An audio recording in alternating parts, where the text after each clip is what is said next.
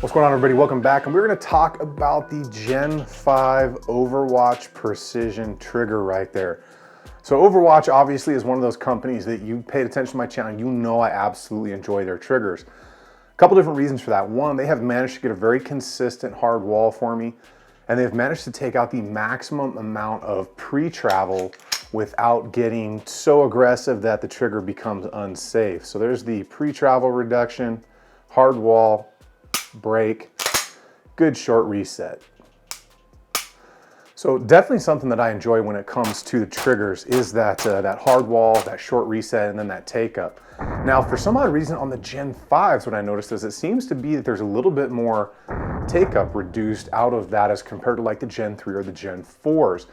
Now, I think maybe that has something to do with how they've redesigned the plunger for the striker in there, that you're maybe able to get a little bit more out of it before it becomes to the point where it may be just a little bit unsafe, where that extension on the trigger bar, or the shark fin as some people call it, is so far back that it's already depressing that plunger to an extent where that striker can move around.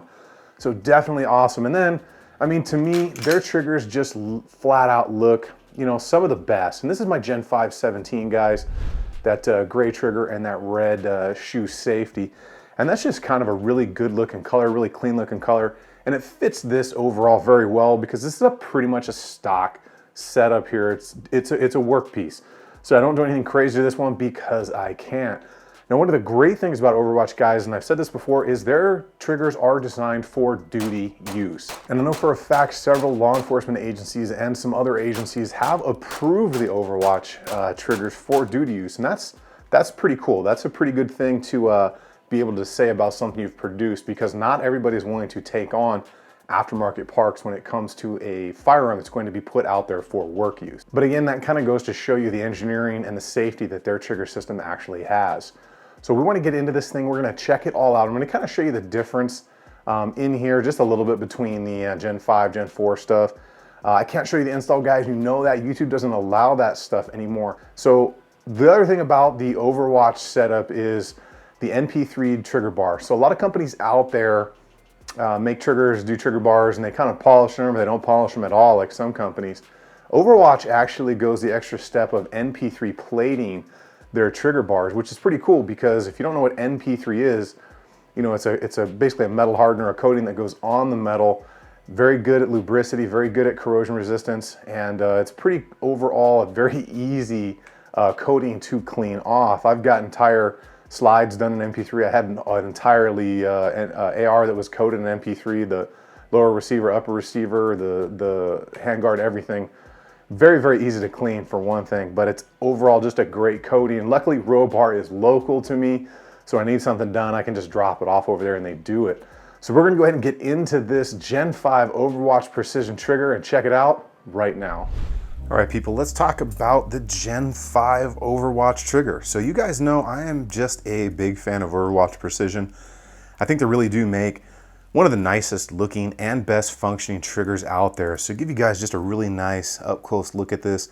This is their traditional aluminum machine shoe. It's in the gray with the red trigger shoe safety there, as you guys can tell. The machine work on all of Overwatch's stuff is definitely always top notch. They put a lot of time into this and designing this. I want to say that they're on like their 25th rendition of these. So they keep fine tuning these things, which is awesome. They don't just kind of rest on their laurels when it comes to their product. So definitely one of my favorites, guys. So you can see they've used a Gen 5 bar here. There have been a couple companies getting the older trigger bars and then just kind of taking off the tail down here where the old trigger string goes and using them on the Gen 5 stuff. So I wanted to show you this outside the gun. I cannot show you the install, guys. You know that. YouTube doesn't allow it anymore. But I wanted to show you how nice this NP3 coating is here. So when you get the aluminum trigger shoes from Overwatch, they are completely NP3 coated. And if you don't know what NP3 is, it is a very nice coating. Super corrosion resistant, does have lubricity properties to it.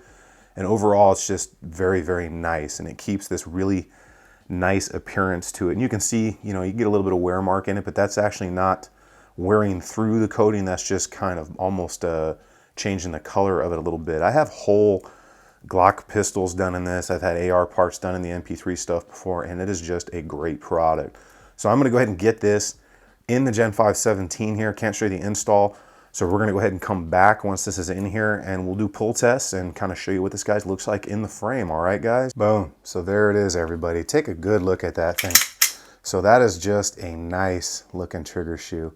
And it really does reduce that take up. So this isn't the most aggressive trigger setup out there, guys. This is really meant to be a duty carry style trigger. So it's about a 20% reduction in take up. It actually feels a little bit more than that on the Gen 5s to me. So that's your take up, very defined wall, break. That's one of the things I like about Overwatch. Reset, so very short reset, very tactile reset, and then it's a break. As slow as I can go, guys, you'll notice there's not much roll here at all. So there we are, take up, break. So that is why I'm such a huge fan of the Overwatch trigger system here. Very factory setup here. Nothing crazy going on in here, so you guys can see. It's that factory connector in there, no minus connector, nothing like that, no aftermarket parts in here besides that trigger. So we're gonna do some pull tests on here as well. Gen 5 17 here, guys. I've got a little over 5,000 rounds through this bad boy right now. If you haven't seen my full review on the Gen 5 17s, put a link in the description for you guys so you can check that out. A couple different things you want to check and make sure here is that you've got enough room back behind here that trigger safety is not going to hit the frame on its way in or out. Another thing I like about the Overwatch is it's a very firm trigger shoe safety. Now some other companies put out trigger shoe safeties that got a very light spring in them. I like a firm engagement on that, and then it does go all the way flush to the end there. I'll show you guys here on the side. So it definitely gets nice and flush in there, as you can see right there. So you get rid of that nasty tactile feel that the Glock factory trigger gives you. Then you want to make sure that the trigger cannot go in unless that trigger safety is engaged right there. So definitely pass in there. Give you one last look at that take up, break, and reset. And then we're going to go ahead and do some pull tests, guys. Kind of show you what's going on here. So go ahead, and I pull from the same time every time, guys. This Overwatch has a tiny bit of a hook there at the bottom, and it's just great for catching this. So factory Gen 5 17, factory connector in there. We're right, 2, 4, 6, so about 4 pounds, 6 ounces right there. We're gonna do 3 tests, and like I told you guys, you can see just that little bit of an edge down there at the bottom, that little tiny bit of a hook. So when I'm shooting, I'm pretty much dragging my finger across the bottom of that frame like that. And that's why I pull from there, because I know that's where I shoot from when I'm pulling that trigger. So go ahead and do a couple more. So that one broke a little bit lighter, guys. We're looking 4 pounds, 4 ounces on that one. Gonna do one more just to keep it up to par with everything else I do.